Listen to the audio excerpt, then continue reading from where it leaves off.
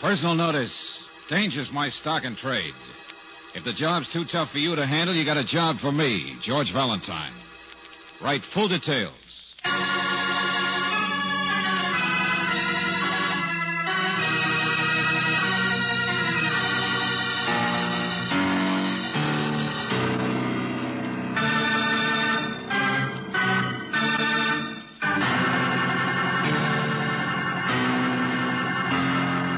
Let George do it.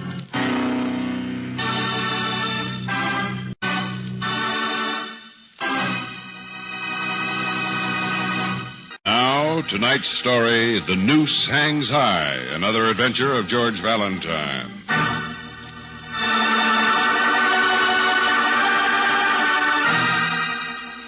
Dear Mr. Valentine, I'm J.H. McHugh. I'm editor of the local Sunday magazine section, and come to think of it, I've always wanted to run a feature on you, that crazy admiral, but I figured the true revelations of a Turkish secret policeman had more family appeal, and so I forgot about it. Anyhow, this letter concerns a different matter. Valentine, I'm going to make a report of you. You're going to be the author of a serial on the Tover emeralds. What became of the exotic prince's wedding stones? Did the eminent ornithologist Ansel Fairweather find them, or didn't he? What was the mysterious curse that brought death to Fairweather 10 years ago? Read it. The riddle of the two recluses. Why have the two Binks brothers refused to cross the threshold of their own gloomy mansion? And for that very same 10 years. What is the mystery of number 37 Ashton Street? Well, isn't it the greatest story you ever heard? Well, Mr. McHugh... I notice you came trotting over here fast enough. I tell you, it's the best feature we've had for years. Since the last mummy sued King Tut for alienation of affections. What? Well, I always preferred the classic case history of the two-headed werewolf. Now, see here, both of you. Oh, come on now, McHugh. You've been mashing your own corn too long. I gather all the purple double talk has something to do with a man named Ansel Fairweather. Well, I looked him up. He tied a rope around a chandelier and hung himself at 37 Ashton Street 10 years ago. 10 years ago today, in a gloomy brownstone. Control your local color. He'd been to the Himalayas looking for rare birds once. He was probably one himself. But any talk about emeralds is strictly for the birds, too. Ones like you. Well, I may have overstressed that aspect a bit. Just a bit. All right, forget them. Look at the facts. It took a jury to decide his death was suicide, didn't it? Well, it was a very unfair trial of his two cronies, yes. The Binks brothers. And they still live in that same house. Never stepped out of it since. Oh, we didn't know that. I thought not. That's the story. The rest is all trimmings, I'll admit. Big Jared Binks and little Tom Binks have holed themselves up for 10 years in the place where Fairweather committed suicide. Why? It only took 2 minutes for the jury to exonerate them of his murder, if that's what you're driving at. Fairweather was sick, despondent, out of his mind. No.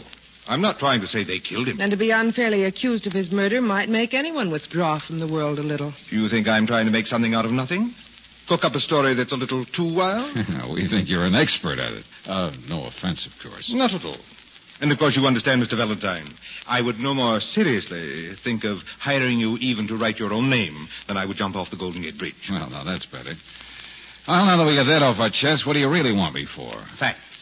For 9 years, I've tried to get a little anniversary story on Jared and Tom Binks. Why they're such recluses. Are they? Really? Every reporter I ever sent, and don't worry, they've been clever about it, too, has been thrown out on his ear. To my knowledge, the brothers have never been outside that house.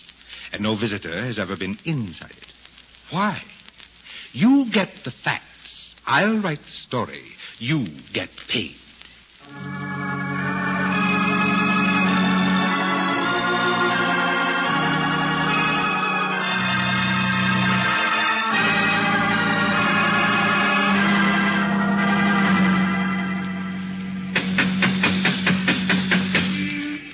I hate to leave before I see you thrown out. Brooksy, you're a sadist.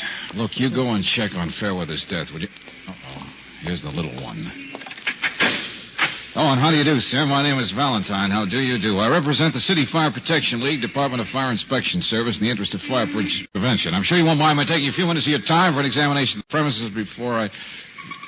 Well, what's the matter, friend? You're not listening. Well, perhaps they have a card here which Is that girl with you? What? Me? No, I was just asking directions. You're not busy, young man? Huh? You're free for the next few hours, perhaps? Well, Thank heaven. Come in. Oh, please, do come in. I'm so glad to see you. Yes, come right in. Oh, Jared, where are you? We have a visitor. Isn't that wonderful? What in the Jared? name? Let's come right in. George, are you sure it's the right Somebody's throwing curves. Now work fast, will you, Angel? I'll see you later. house? Yeah, good luck. Yes, hurry, Jared. This way, sir. Valentine, you say? Yes, that's right. You're, Tom Binks? Oh, yes, quite. Tom Binks. Some house you have here. Don't you ever open the shutters? Oh, yes. Forgive the lack of furniture. We've never bothered about the hallways. And the parlor in there makes such a handy place to store things, don't you think? We're very informal here. Oh, brother, there's an understatement. Pile of magazines, clothes, boxed up books. Oh, look out. Oh, this way, please. Here. What's the matter? Afraid of a loose chain on the chandelier? What? Oh, no. No, not at all. Oh, yeah, sure. The chandelier. That's what Fairweather hung himself from, isn't it? I thought you said you were from the fire Of department. course it's where he hung himself.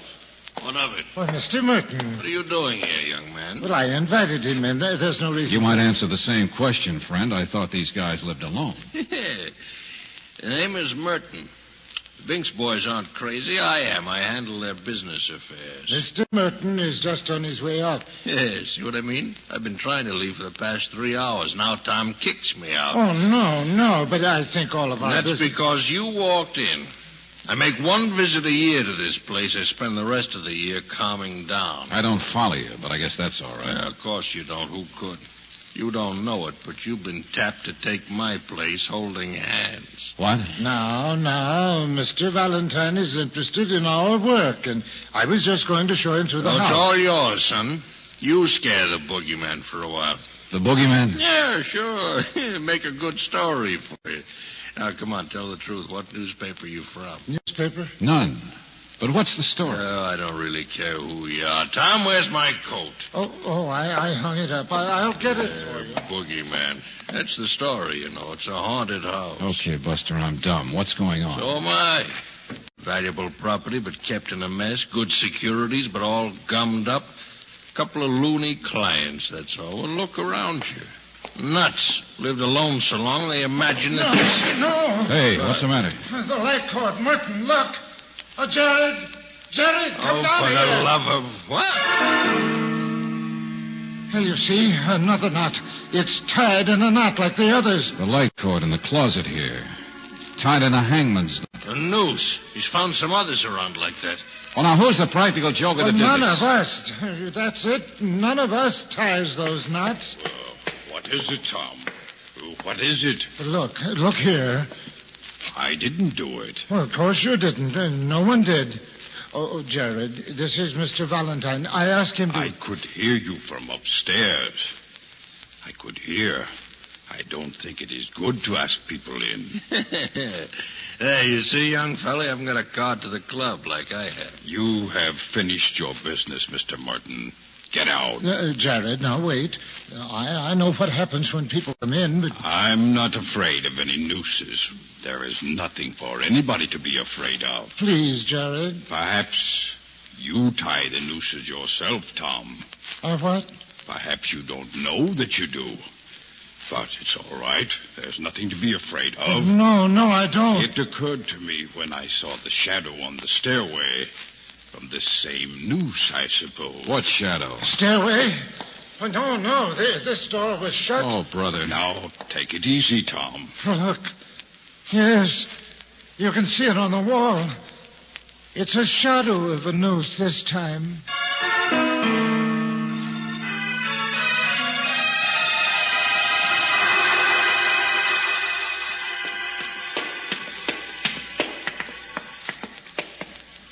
Yeah, sure.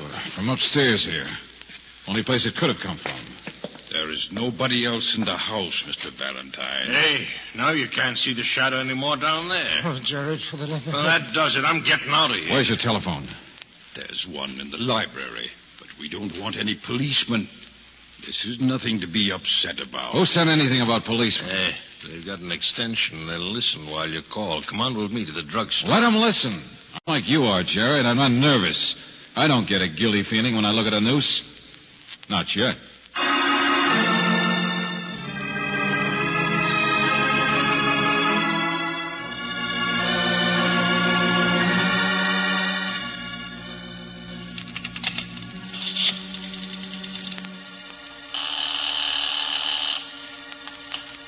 Operator. Hello, operator. Get me. Hello? Hello?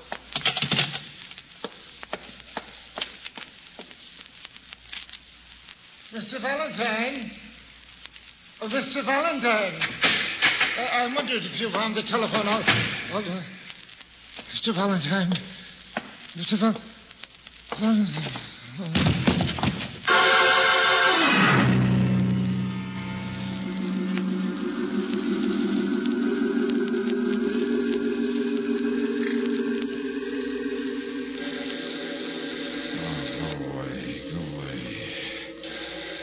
Shut up, will you? Shut up. All right, I'm coming. Yeah? Oh, is Miss... George, is that you? Brooksy, What's the matter? You sound so funny. everything's funny. I was just going to call you when the world caved in. What? I was going to tell you... Hey, Tom Brinks.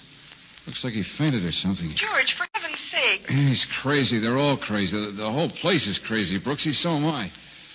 Now, listen, Angel. I was going to tell you the malarkey out here was too thick to be true, but I guess I'm wrong. And I guess I was saved by the bell when you called. Will you please tell me... On account of everybody sees nooses out here.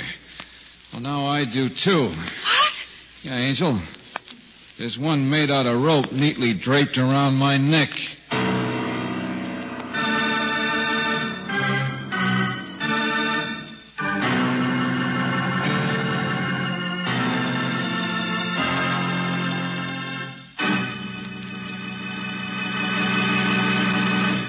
We'll return to tonight's adventure of George Valentine in just a moment.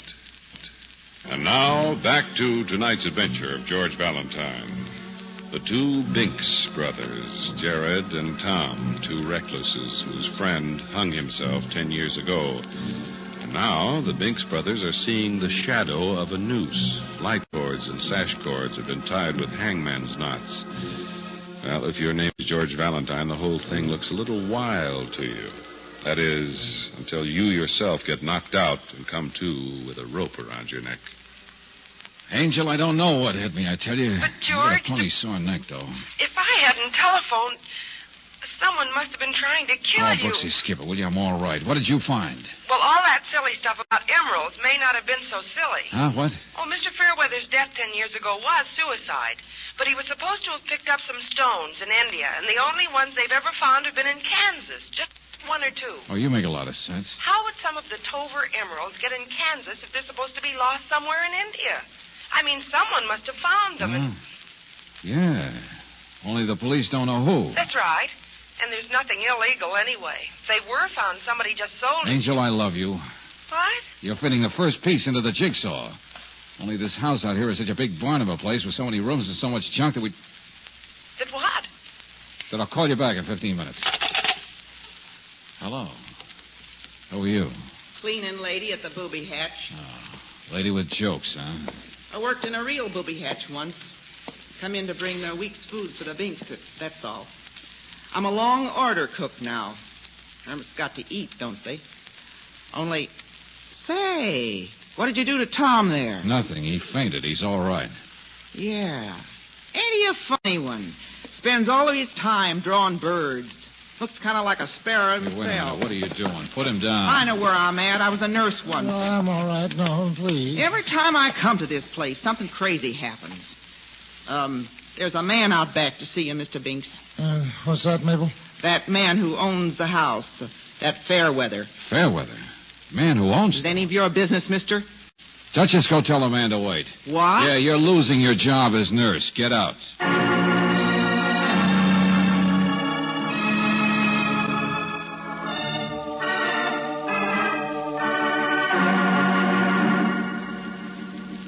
I never trusted anyone, Mr. Valentine. I was tried for murder once, Jared and I, but we hadn't done anything. Do you know what it's like to be tried for Sure, Mr. Binks, but I'm only trying to help. There's nothing secret about our work. All those crates of specimens downstairs, birds. That's what they are. We've collected them from all over the world, and I am drawing them, Jared and I. For 10 years? Oh, it will take much, much longer than that. We don't work very fast, and there are more than 7,000. Yeah, sure, I get the idea. And Ansel Fairweather was your partner in that work. He was an ornithologist, I remember. So now explain who this other Fairweather is who's alive and waiting for you out back. A cousin of Ansel's. He's been trying to get the house. Mabel said he owned it. Well, he has some old deed that Ansel gave him. He says it's quite valuable property. That's why we're moving. Moving? Oh, didn't you know? That's why the birds are all crated. We're being thrown out of the house next week. Oh. Huh. Why didn't you buy it? Why'd you let him get it? You guys have money, don't you? Or something worth money, maybe? Now, see here, young man. You told me you were some sort of a fire inspector. I asked you into the house, and all you do is ask questions. You're just like all the rest. Jared told me not to talk to people. He warned me. Every time anyone gets Take near it easy, take it easy. Only suppose I go out and talk to the new landlord, huh?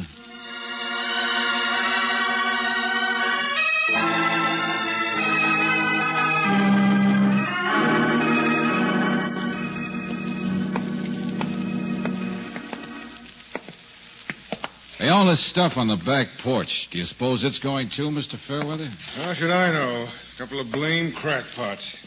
I have the house torn down as soon as they get out. Yeah, sure. Go over it inch by inch, huh? What's that, Mr. Valentine? Never mind. You're a real estate man, huh? A business deal? Business deal, that's all it is. I know. I met that lawyer or whatever he is of theirs. Huh? Oh, Merton, Yeah. sure. Just saw him down at the drugstore. And he's smart. He won't even eat their food. He didn't offer to buy the place for them, though, huh? Mac, a cousin of mine I never met, used to live with these birds here. So that's ancient history. But a friend of mine discovered this old deed, and I found I could get the place. So why not? So I've got it. Mm-hmm. Got a key, too, I suppose. Come in and out any time. What? 30 rooms, 3 stairs, an army could be wandering around. Trash barrel. What's eating you anyway? Just because I won't sell the house to Looney and Goony Binks? Well, sure they offered to buy it. What of it? I'm in real estate. I got plans for the whole block. Yeah, sure. Just stop justifying yourself. Flashlight. Oh, go dump in the lake. Hey, how long do you figure it'd take to tear this house apart? If a man wanted to find some emeralds. Oh, that old story. You're just another loony yourself, huh? Well, I'm in business, friend, and I don't have... So blame much junk, isn't there? Here. Ever see a flashlight rigged up like this? What's that wire thing? Found it in the trash barrel. When you put the button on, see? The wire's twisted around in a circle. Makes a nice shadow out there on the back wall. Shadow of a noose.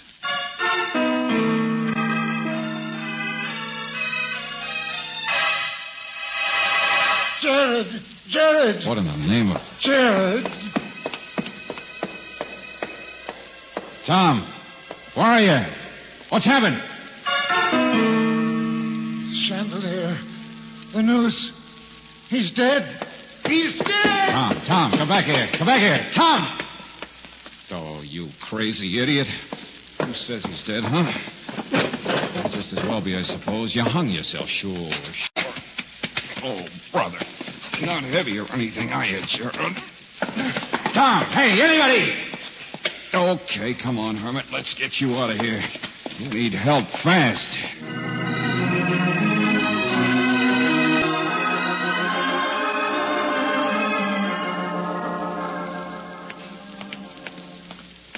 Hey, you. You the pharmacist? Yes, that's right. What do you have? Get out to that car as fast as you can. There's a man been choked, hit over the head, too. What? Yeah. Well, of course. Joe, you too. Come on. Go on. I'll be with you in a minute. Well, hello. No? Well, sit down. Have a piece of pie. No, thanks, Mr. Merton.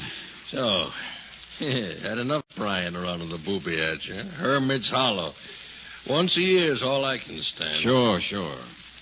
Whose taxi is that out there? Oh, waiting for me. I got a job back in real life, as they call it, to worry about. See the house from here, but nothing happening yet. What are you talking about? What's the matter? Come on, let's wait in the taxi. Hey, what are all those guys doing around that car across the street? Police will be here in a minute. What? Come on, get in the cab. Where to, Mac? No place. Jared Binks may be dead or alive, I don't know. He was hanging from the chandelier. Jared? Now, look here, Only person son, strong enough around there to lift him up for it is that woman, I guess, that Mabel. Well, then get your eyes off of my muscles. Oh, you weren't there. I haven't got any muscles. Unless Jared hung himself, but that's a fair chance. Besides, I've got a sore neck, too. Now, look, And that rope around me wasn't pulled tight. And I don't know what knocked me out. But if Mabel was telling the truth, if she had been a nurse and worked around an asylum, well, it's one way to quiet somebody in a hurry. Slap him in the back of the neck, heel of the hand. Hey, what are you guys talking about? Just keep turned around, driver. I'd like to know what you're talking about, too. Well, why wasn't the rope around me pulled tight? Why wasn't I killed? Go ahead, watch the house. I can see the alley entrance. What for? Oh, we're not waiting for Mabel to show up. That's a police job. By now, she must be blocks from here. Yeah, so am I. You know, it's pretty clear. I got the flashlight off her service porch. I don't know who else could have been upstairs to throw that shadow of the noose and then duck in a hurry. Well, stop looking so sad. Mabel's a hired hand, that's all, a female thug. Oh, brilliant. But what I'm not sure of is who she works for. Hey, look. What? There he is. There's Tom. Well, how Yeah, the little man himself with a suitcase. Oh, yes. Follow right along, driver. Okay. Yeah, I guess Jared had all the courage. It's a cinch Tom couldn't ever face the police again, so he's finally running. Hey, what's that? No, the guy's walking up there. Just keep your mind in the front seat, driver. And that's what the rope was put on me for, I guess. Same reason as the hangman's knots and the shadow of the noose. To scare the Binks boys. Only what happened with Jared? He catch on who was doing it? That why he was strung up to put the final fright into Tom and make him run? Oh, stop driveling. Tom! Hey, Tom! Who is it? It's me, Merton. Over here, Tom. If there were any emeralds in that house, nobody'd ever find them. The Binkses never talked about them. Must have been pretty hard on you, Merton, wondering how you could get your hands on them. You're smart enough to know a gun when you see it, I hope. Huh? Hey, what the... You too. Shut up. Oh, hello, Tom. Hop in. Well, I don't know. It's all right, Tom. You can tell me some things. Like who this guy Merton really is. I told you... Tom, get in here. Uh-huh. Get in. Well, of course. Merton, don't point that gun at me. You see, Merton's been so careful to get himself an alibi. Taxi all ready and waiting. Shut up, I told you. And Merton told me he came to see you men once a year to handle your business affairs. Well, I have. What of it? Once a year in April? 1 month after income tax? Does that make any sense for a business manager? All right, genius. You've said enough. Goodbye. Well, Merton. Give me that suitcase. Come on, now, step on it. No. You get out from behind the wheel and turn around. Hey, what in the... I'm leaving you right now. Get your hands off that. Give him the suitcase, Binks. It has the emeralds, right? Isn't that the point of the whole business, to scare you into running? And when you run, the one thing you take with you is the emeralds that a man could spend his life searching for in that house? That a man could get one at a time, you mean, once a year. Yeah, that's who I am. I handle a business all right, one at a time, once a year. Merton, please. But never a glimpse of the rest of them. Well, now I've got the whole mess. Get out of my way. You got a mess, all right, Buster. But look out! I'll kill him. Not in April, sweetheart.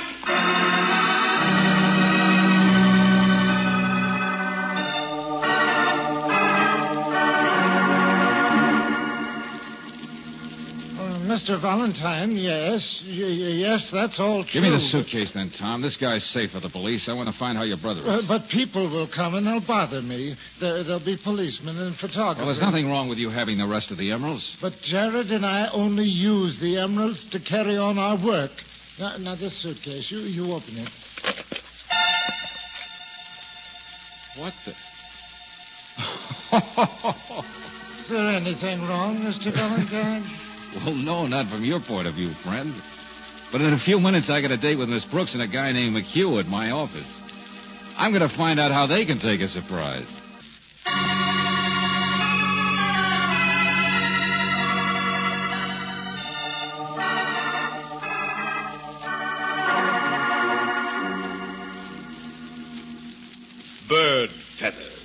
You heard me, McHugh. Skins of birds. That's what he carried in that suitcase. Uh-huh. Yeah, if Tom could take one thing of value from the house, that was it. After all, what are emeralds compared to birds? Jared Binks will be all right, George. Good, Brooksy, that's fine. And the police caught that woman, Mabel. She had been working for Merton. Birds. Yeah, you see, McHugh, Merton finally got an itchy palm and ganged up with Mabel to try and scare the boys into running. That's the only way they'd get excited enough to tip where they'd hidden them. Bird feathers. They had over 100 emeralds. And how many did Merton sell for them through the years? 7. Well, what's the matter? What are you sore about? He wants to know where the rest of them are, George. But Tom and Jared will never tell. Mr. McHugh, we got your story for you. What if we didn't find the emeralds? It's certainly a better story than the usual vampire Scotland Yard confessions of a werewolf that you usually print in that story. Yes.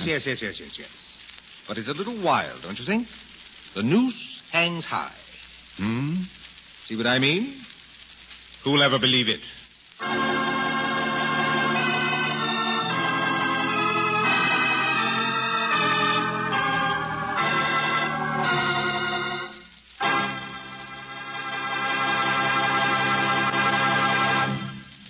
Robert Daly is starred as George with Virginia Gregg as Brooksy. Let George Do It is written by David Victor and Jackson Gillis and directed by Don Clark. Bob Griffin was heard as Tom, Forrest Lewis as Jared, Ted Osborne as McHugh, Larry Dobkin as Merton, Noreen Gamil as Mabel, and Tim Graham as Jake. The music is composed and presented by Eddie Dunstetter. Your announcer, John Heaston. Listen again next week, same time, same station, to Let George Do It. Let George Do It is heard overseas through the worldwide facilities of the Armed Forces Radio Service.